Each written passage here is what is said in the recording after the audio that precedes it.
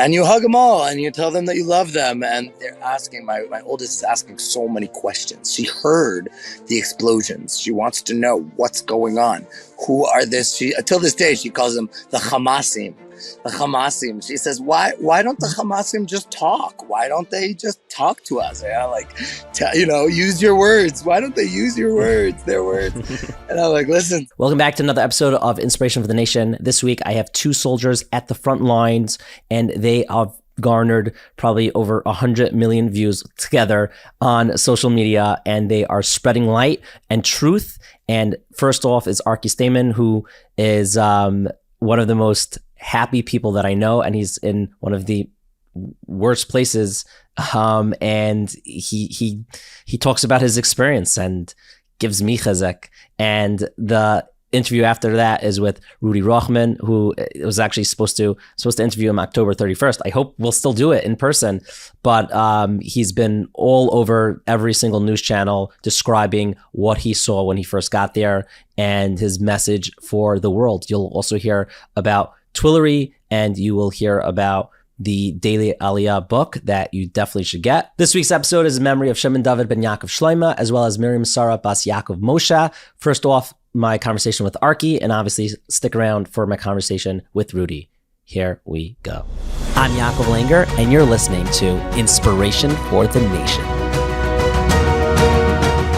Okay, one of the voices of Klal Yisrael now is Arki. Arki, I don't even know your last name. What's your last name? Stayman, Arki Stayman. Arki Stayman. Arki, could you just give us a little background, where you're from and how you got to your position to where you are right now? Oh, wow. Okay, so I'm originally from Baltimore, made Aliyah in 2010, came here for yeshiva, never left, basically. I was in Hesder, which means it was a joint Army and yeshiva program, 5 years. So I was in Hesder. I drafted into the paratroopers unit because that was like, being a paratrooper as an American was like, that's the coolest place to go. So I ended up there as a paratrooper and served from 2011 to 2013. We had, thank God, in my family, 3 generations make Aliyah in about a year and a half. So me, my parents, and my grandparents all made Aliyah. So we're all here. My whole family, immediate family's here, and cousins and uncles and aunts are coming little by little, thank God. And got married, lived in Haifa, had a meal with you a couple of years ago. Yes, and, good times. Thank God. So my wife was studying in the Technion at the time. We lived in Haifa and moved to Tekoa about 5-6 years ago, right outside of Jerusalem. Little hippie town outside on a hilltop outside of Jerusalem, outside of Bethlehem. So I've been living there. And when I left the Army, I got put into a different unit. Most people continue with what they were doing in the Army, in Miluim and reserves. When I left the Army, just became a regular person. I'm a tour guide. I give fun tours, Jerusalem-based tours, kid-centered, all that. I'm going to totally use this platform to give myself a shout out. Yeah, totally. Plug away. Israel with Arki. So I give tours that are kid-centered, and we have a lot of fun, and we have games and all that kind of stuff in Israel, Jerusalem-based. And my ADHD takes me to all these places, and I don't even remember what we're talking about anymore. Could you take me back to when you heard the news of the start of this war? Yeah, so I went to shul like a normal Simchat Torah, and something strange happened when I was in shul. Somebody walked in and said, "Just so everybody knows, the closest bomb shelter is in the shul next door. If a siren goes off, go there." And I'm like, that's weird. We live in Tekoa, and if you open up a map of Tekoa, like, we couldn't be any further from Gaza or Lebanon, or, I mean, if Jordan was shooting rockets, maybe, but like, we're in the middle of kind of the desert near Beit Lechem. Like, why would there be rockets?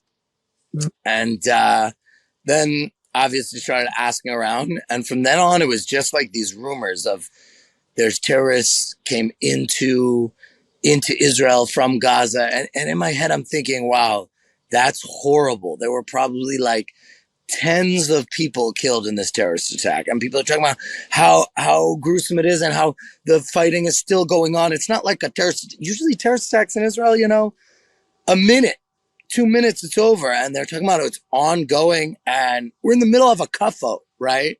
So it's like we're still dancing, but people are going outside to talk to each other about what's going on, and then there's one person in our shul who's got political connections, and he's got this like sad face on, and I'm like, this is serious. Now, once again, when I thought serious, I'm like, this is serious. Probably 30, 40, 50 people might have been killed, God forbid. You know what I mean? In nobody's mind could we have ever even imagined the scale of this thing. So that's kind of how it went down.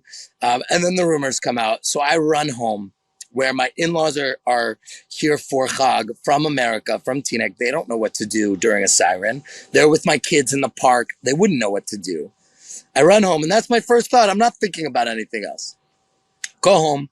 I tell them, listen, I remember saying these words. I said, a war is breaking out in Israel, something we haven't seen since the Yom Kippur War. I said that. I don't know what made me say that, because it's like, it was so in the beginning, we knew nothing, but I could tell it was serious. On the way home, you're hearing the rockets explode, and then it's all connecting. Like, okay, you're hearing the rockets explode, Israel's at war, there's a terrorist attack, like this is serious.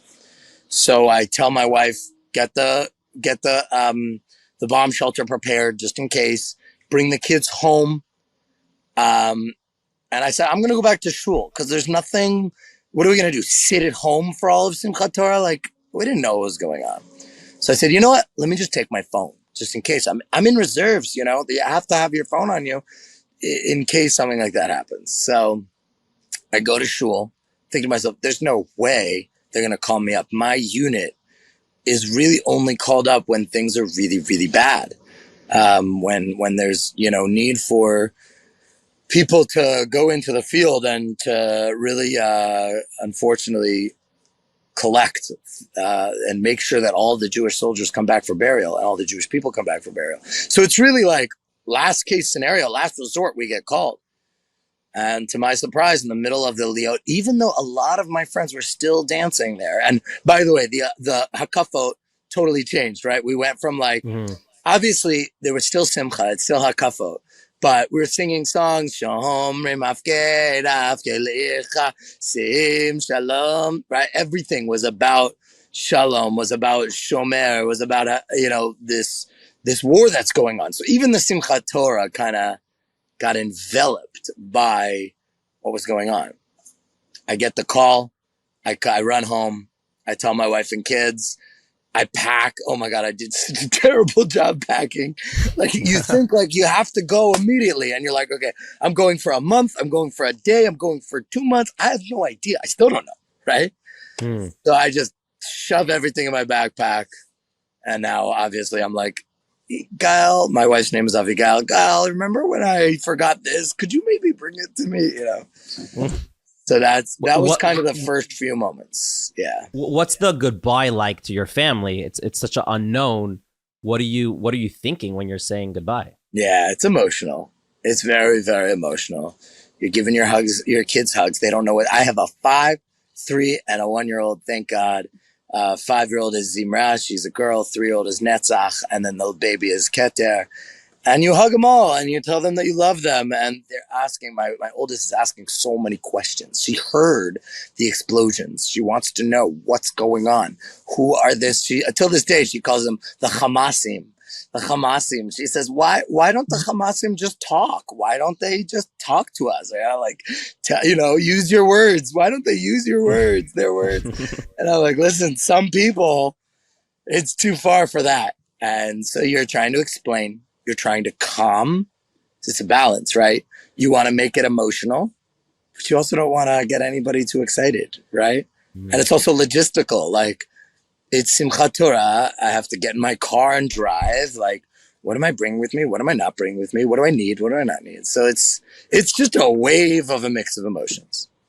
What's been the morale of the army we're seeing a bunch of clips and videos, and you're doing an amazing job just putting out positivity, but what is the emotions that is it scary? Is it happy? What is it? What's going on?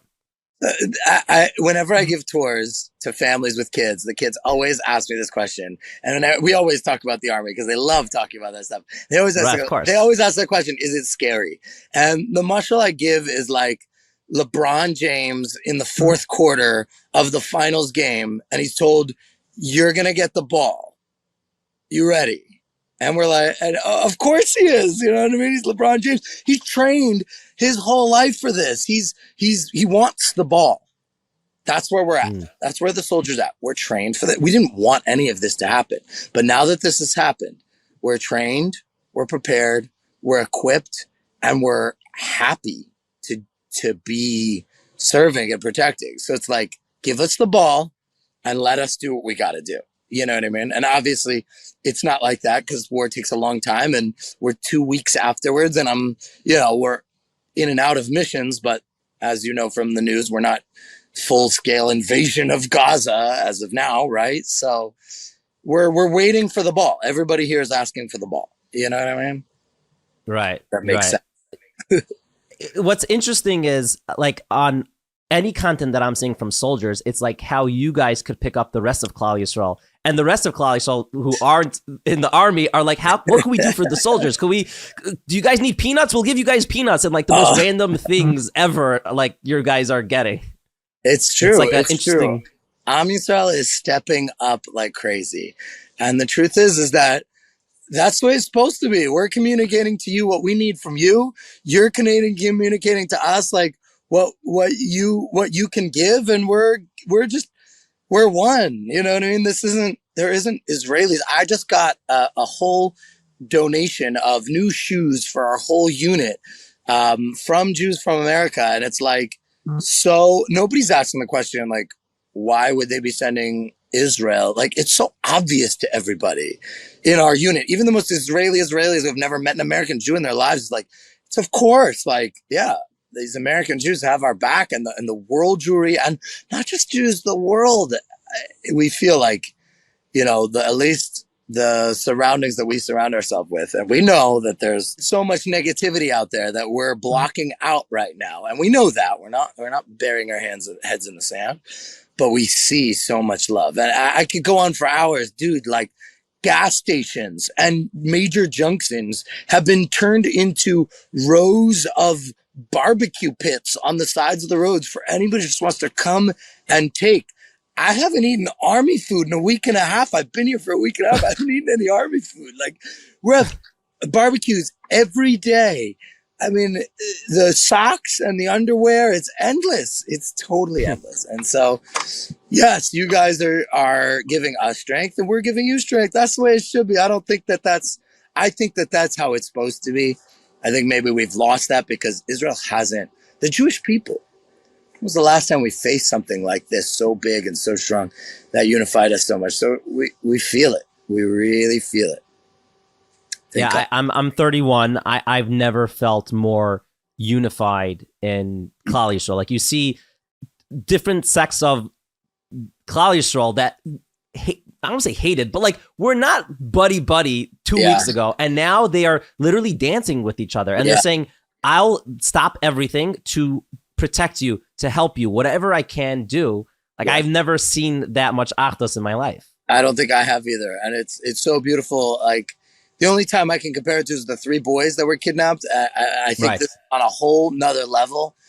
Yesterday, I don't know if you guys saw the video, but we're dancing at this gas station that's providing us just tents full of hamburgers, and there's a group of people sitting around singing songs about Hashem, Afilu Ba'astara, like Hasidic songs about how Hashem is with us through the darkest times. And you look around, it's like there's a chassid there, hugging soldiers. There's a girl, low top cut, like not seemingly from, singing these songs with us. There's a guy in a banana suit. There's just absolutely everything. Everybody's there. Sephardim, Ashkenazim. There's no words. There's no words for what I'm seeing. And I have to say, as much as it's like gushy, feely, oh, it feels so nice. Like, I had just come back from a very difficult mission on the Gazan border 15 minutes before that. I can't tell you that I was in the best place mentally or emotionally. And it brought me up. It brought my spirits up. It like totally changed the night for me. So like 15 minutes ago, I was doing the most horrific, heinous things, seeing terrible things. And now I'm dancing with Am Yisrael. And so it works. It's not just fuzzy feelings. It works. Wow. So Yeah. it's something that I've seen is because I'm on a bunch of chats, and my personal mission for the past 2 weeks has been nonstop to provide as much as positive and uplifting content for people. Right. And the amount of feedback that we've been getting, it's not just me, there's a whole team here, but like the amount of feedback from people thanking us for not showing the negative or the, graphic kind of stuff is wild. So someone in your position who unfortunately you have to see the graphic, you have to deal with the graphic, unfortunately, and it's such a holy job to do. What words of comfort could you give people that are on this end traumatized from the things that they've seen or just the fears that they have? You're there and you're obviously a very positive person. What could you say to uplift them and to make them feel better? Right. Wow. It's not easy. There's videos, endless videos of atrocities. And I honestly haven't been watching them. I haven't been seeing them, and none of us are. None of the soldiers are. We have this ability, this gift to be able to go into our job and do what we have to do. And I don't know if I explained what we do. I don't know how much you want me to say what we do, but you could explain it. You could explain Yeah. it. You touched on it, but you could explain a little more. So basically, our job is to make sure that if anything happens to any Jew, usually it's in wartime. So if you think about like Zaka, that makes sure that after a terrorist attack, all the body and body parts are collected and brought to Kvura, brought to burial. Our job is basically Zaka under fire in enemy territory. And usually we don't even respond to terrorist attacks, but because obviously this was so different, of course we were a part of it. We go in, we see the atrocities, and we do our job, and then we leave, and we don't put it behind us because we process it, we talk about it, we think about it, and that's it. And if I see a guy watching videos of atrocities, I'm like, dude, we don't need that. We were just there. Like, we need to be able to come out of it. And the truth is that we are. The soldiers are. You guys, on the other hand, you're on social media. So you're stuck in this trap of videos after videos after videos. I don't have to lecture you on how these algorithms work to try and suck us in, and to make us watch again and more and more and more and more. And so there's two things going on here. There's what social media and what Hamas wants us to be doing these few weeks. And there's what we need to be doing in these weeks, right? We need action. We need positivity. We need light. We need togetherness. Then there's what Hamas wants us to be doing, and that's sitting at home in our beds with the covers over our shoulders and just bawling our faces off for hours and hours at a time. It's not going to help anybody.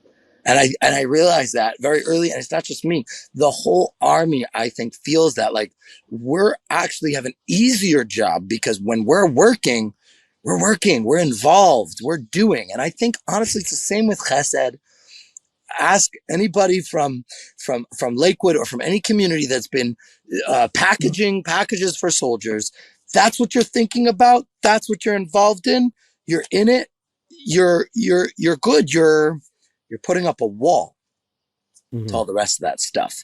And if all you're doing is sitting at home and just watching all the atrocities, then you're more exposed to it than I am, literally removing the bodies from the atrocities. Your emotions are going crazier than we are. And don't be more scarred than me, okay? I get to be scarred here. I don't want you guys to be scarred. And by watching those videos, you can easily be traumatized and scarred. So I was like, guys, we need to be out of that for a little bit.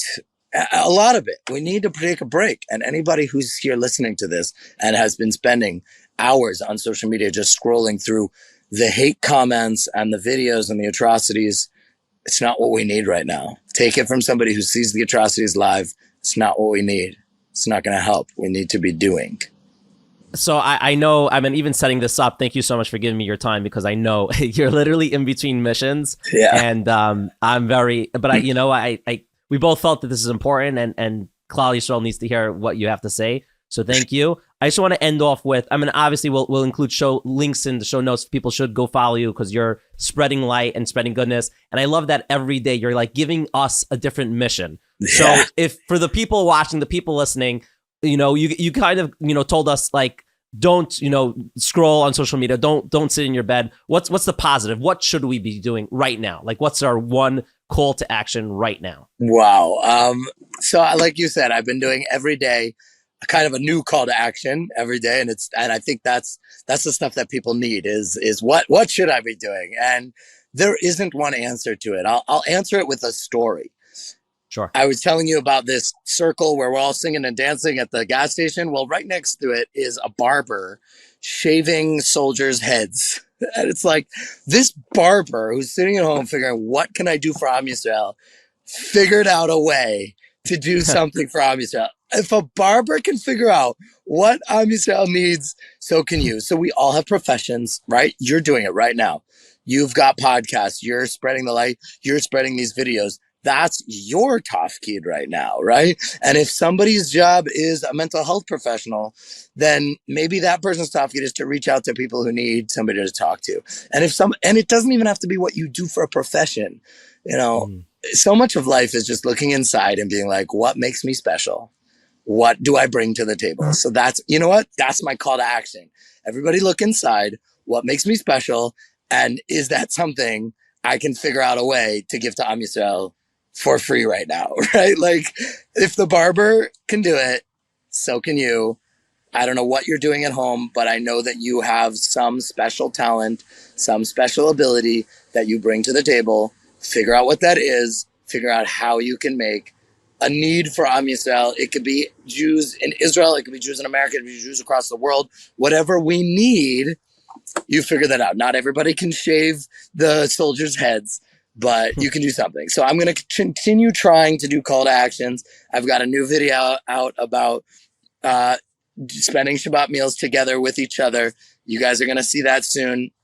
We're going to keep on collaborating, but find that something special that you have in you and use it for good, at least until this war's over, and then continue using it for good afterwards too. Arki Stamen, thank you so much. And I have a request. Amir Tashem, very soon, when the third base of Mikdash is there and we're all dancing, I just want to be able to dance with you a little. That's my request to you. Let's do it. I'm so excited.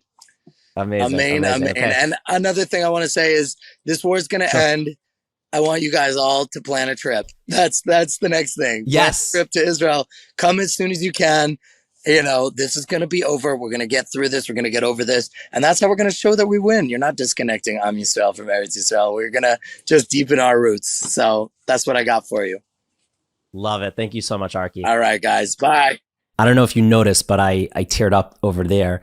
And next up, we have my conversation with Rudy. I've been planning to talk to him for months.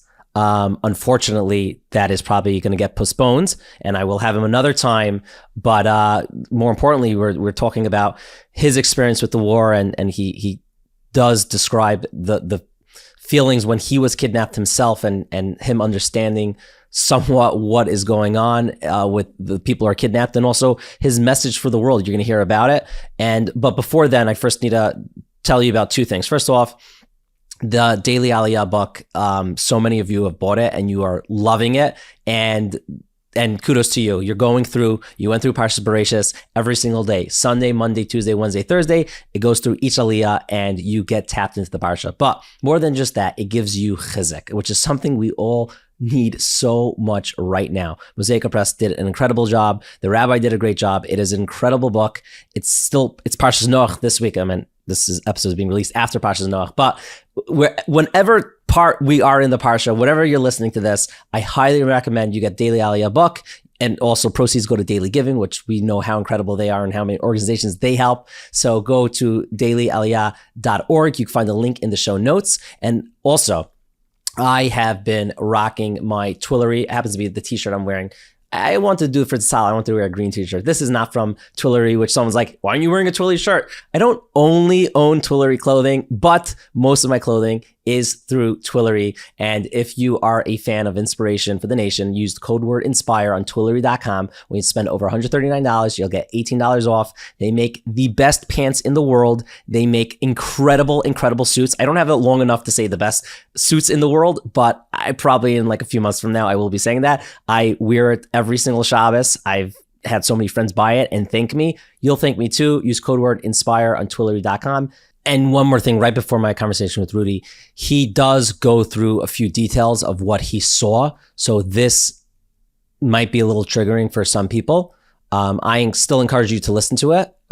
We made sure not to get too much into the details, but I do want to give you that warning before. And now here's our conversation. We have the opportunity to spend some time with Rudy Rochman right now, and he's going to explain who he is. It happens to be sad because Rudy and I are supposed to do a full-blown interview, which we'll do it one day, but we're supposed to do it next week. Hopefully, God willing, the war is going to end. But Rudy, could you tell us who you are, a little quick background, and what you've seen so far? Sure. So my name is Rudy Rochman. I'm an activist for the Jewish people in Israel. I would say there are 5 particular problems that I use all of my energy and time to fix and heal. Number 1, I would say it's anti-Semitism from the far right to the far left and all in extremes. Dealing and fighting it. Number 2 is empowering and inspiring and giving the tools to the younger generation of Am Yisrael to be able not to just practice Judaism, but to put Judaism into practice. Number 3, I would say, is a lack of vision and mission statement that we have as a generation for the Jewish people, and to find a way for us to collectively decide what the next chapter of Jewish history is going to look like. Number 4, it's the Israeli-Palestinian conflict, helping bring the two communities together for us to transcend our differences, to end the injustices that we both experience, which are different, and achieve our aspirations, which are also different and not mutually exclusive. And number 5, it's reconnecting all the dispersed of Israel, all the tribes of Israel that have been displaced and disconnected, and to bring us back to the consciousness and awareness of each other in order to reunite in our generation. So those are the 5 things that all that I do is focus on fixing those things. Okay, and I've seen you literally on every single news network, and maybe it's a drop repetitive, but I think it's important for our listeners to hear what your experience was right in the beginning of this war and what you saw there. Absolutely. So I've been out of the army for 10 years now. And as combat soldiers, even if you're out of the army, you still have to serve on the reserves until age 40. And so I've been serving on the reserves a few times a year. We have training to make sure that we're still fit, that we still know how to use a weapon, that we know how to work as a team.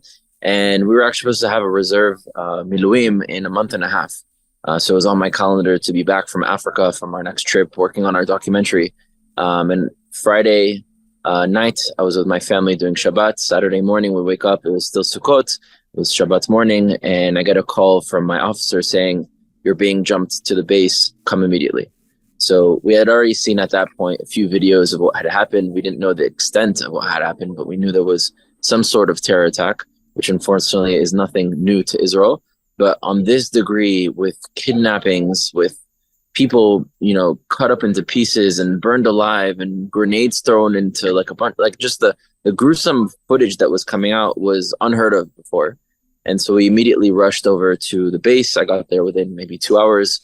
Once we arrived on base, they gave us our gear, they gave us our weapon, and within a few minutes after we had everything, they put us on a Hummer and they drove us down to the south. We had no idea where they were taking us. They didn't tell us we're going here or there. They said, "There's fighting and we need to join." So we were in the Hummer. And at some point, we started to pass where there were no more civilians. There were only police cars that had created these checkpoints. And we can see all the police officers like cheering us on and clapping. We weren't really understanding even then what we were about to witness. And then at some point we start driving and we just see cars on the right and the left blown up, flipped over, still burning. And then starting with the bodies blown up to pieces, shot dead on the floor. Some of them were terrorists, some of them were civilians. And it just gets worse as more you're going, the worse it's getting. And it's looking like an extreme war zone, something that you would see only in the movies. And finally, we get to this village called Kfar Aza. It's on the border of Gaza, and it was one of the hardest hit, if not the hardest hit village in this whole massacre. And we get there and we were waiting for about 40 minutes before we entered. And this is where it started to get extremely real. I looked on the side when we were walking, and I can see maybe like 8 bodies on the floor with a tarp over it. But the tarp didn't cover their shoes, and I could see the IDF military boots. And I realized, wow, those are 8 soldiers that died, that are their bodies are right in front of me. And then all of a sudden we see IDF special forces coming out of that village, which we could hear all the gunshots within it nonstop happening. So understanding that there was a war zone happening in there. And a few special forces come out with 2 babies. One, each soldier was holding onto a baby, and then a family of an Israeli family that was there that was walking out. And you could just see the white, the blankness on their face, just like they were still in shock of what had happened. And they were one of the few families that had survived. And so every second it's getting worse and worse and worse. And finally it was our time to go in. There was a tank that actually went in before us, and we go inside, and again, more and more bodies. Like, it was hard to walk in a place without bodies, like everywhere, of men, women, children, elderly, civilians mostly, but some terrorists as well. Some of them burned, like the whole body is black. I mean, you could imagine like what that would look like. That's what it actually looks like. And we eventually got to the point that our unit was needed. And for 4 days we were there. For 4 days, it was nonstop shooting at us, shooting back and forth with Hamas militants that were still hiding there, saving the few civilians that were still around. And you could imagine 4 days in the south of Israel and during what is just after the summertime. I mean, there was a stench like none other. And unfortunately, the bodies were rotting away because they couldn't come in to pick them up. But after 4 days, we were able to clear the area. And eventually Zaka, the unit in the army that takes care of dead bodies, came. And I'm sure they probably need a lot of therapy for what they witnessed, because if that's what we witnessed from the outside and within a few homes, I mean, there's horrendous things that had happened that we didn't even get to see that they saw. And we heard some horrible stuff, even just describing how bad it is. It's like rated R. And so you do what you need to do with your audience. But, that's what we saw. And of course, everyone can take it differently. I take it as, this is why we're here, to protect and to make sure that this doesn't happen again. And that gives me the strength to continue. But, whenever we look back and we think of what we saw, it's like it hurts, it's not, you can't unsee that. After 4 days, we got out. And since then, we've been on different training bases. I can't specify where exactly we are, where we've been, but preparing for the next step, which we don't know if it's into Gaza, into Lebanon, but we have to be ready for either or both. And that's what we've been doing for the past few days. We've been in operations preparing. What's your emotion? Because you have that I guess, there's obviously a plan, but there's an unknown as this war develops.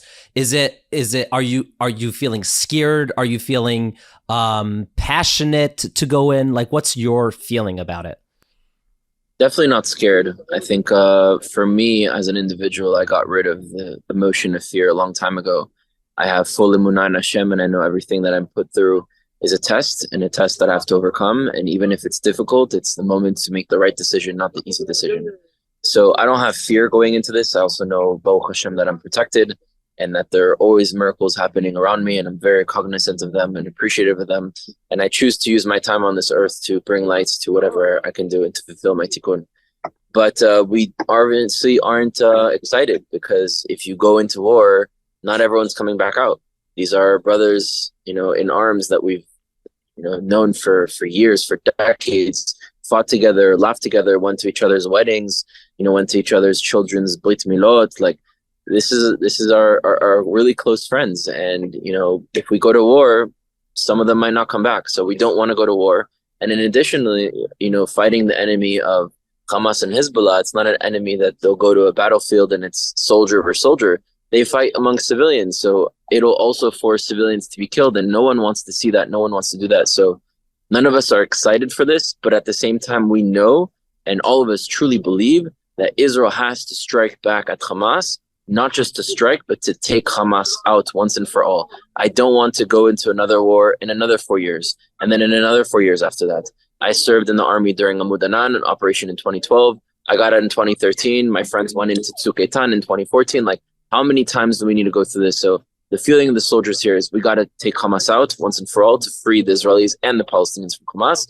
And we have to save, obviously, the civilians that are still captured there, and who knows what's happening to them. And I can definitely understand and relate to that, as someone that 2 years ago was kidnapped and was thrown in a cage for 3 weeks. And I know how they're feeling right now, and I only hope we can get them out as soon as possible. And I hope to talk to you about your experience on a longer form when we meet in person after we have victory very soon. You have a lot of experiences, I guess, in terms of the Jewish people, and I guess being one of the leads of the PR of the Jewish people. Is how important would you say is there's a war, physical war going on, but also the, I guess, digital war going on? How important is it for us or people at home to do something about it? It's definitely important. I mean, we were all raised with the term never again. My mother's side of the family are Sephardi Jews that had an experience in Morocco and Algeria, but my dad's side of the family, my grandparents were born in Poland and Belgium and survived the Shoah, and their entire families were exterminated. So for me, when I grew up with the term never again, it didn't mean you just say it, and because these sounds are coming out of your mouth, these vibrations out of your vocal cord, that it won't happen again. It's not a magic spell.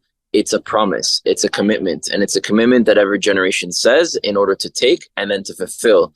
And unfortunately, as we see anti-Semitism rising in many places, most Jews, most Jewish leaders even, are making excuses, are saying, oh, it's not that bad. Oh, it'll go away. Oh, it's just like a period of their time and then eventually it'll go back. Don't worry, we have, connections with the American government. Don't worry, like every excuse as to why not to take care of the problem.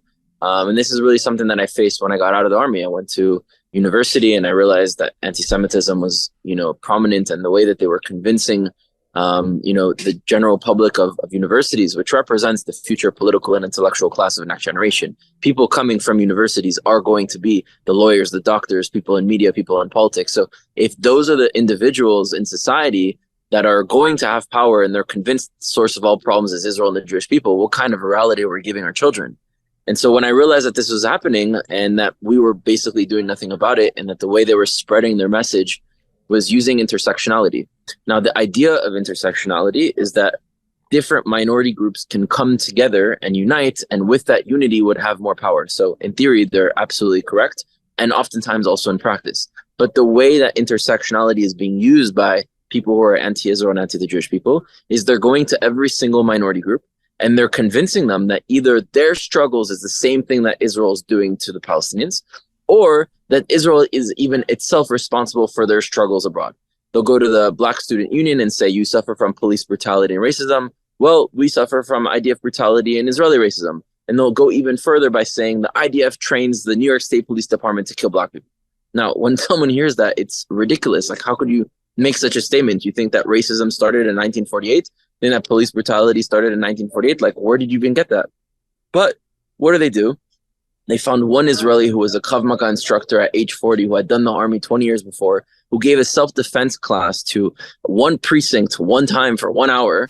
And somehow we're going to connect all the dots. And now it's because of Israel. And they're doing this to every single minority group, Native Americans with white colonialism. They're going to try to pin Jews as white colonialists, apartheid in South Africa. They're going to do apartheid, which is interesting. It's like the left, the far left of America is basically, instead of looking in the mirror of what they've done in history, they're taking all that guilt and instead of facing it, they're putting it onto the Jews in Israel. Apartheid, genocide, ethnic cleansing, settler colonialism, that's all what white nations have done in the past, which obviously doesn't represent all white people, but the left feels very guilty of this. And instead of facing with that guilt, they're putting it on the Jews. And this is really what's going on now. In terms of this war, Hamas, his goal has always been to find a way to make Israel look bad and obviously sacrifice its citizens in order to do so. I mean, most Hamas heads are billionaires, even the Palestinian Authority. And it's not because they did the right investments in Miami real estate before COVID or in cryptocurrency before the boom.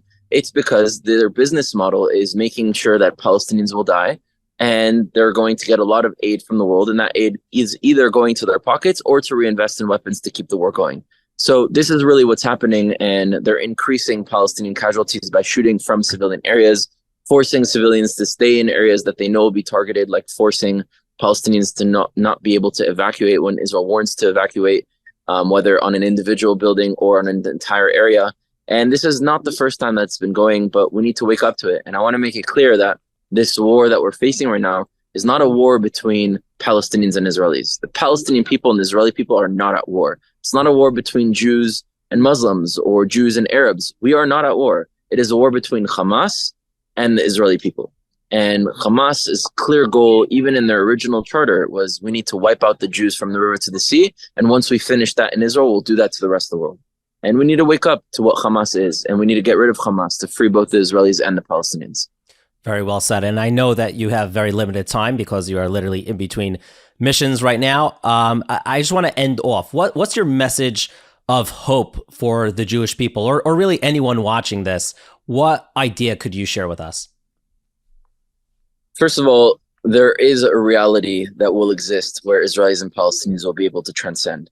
You know, as hard as it is now to see this and to deal with it, especially at the peak of our emotions on both sides, we all know there's no reality where Palestinians or Israelis will disappear. So this idea of pushing zero-sum game narratives of one side's the good side, one side's the bad side, which is happening on both sides, is not going to work. Now, of course, we as Jews have our aspirations, have our needs, have our requirements, have our self-determination aspirations of our collective civilization that we've had for generations, and we need to preserve and fulfill that, like Jerusalem being our capital, like the temple being built, like us having economic, military, and political control over our homeland. That is non-negotiable. But there are things that Palestinians need and want that can be achieved as well. And if you break down the aspirations of both populations, they don't actually contradict, and ending the injustices for both are important. And you know, as Jews, we have a mission statement of Tikkun Olam and Or Lagoim, healing the world and empowering the other nations, bringing light to the other nations that are living in darkness. Well, how about Tikkun Babayit Mabnei Dodim first?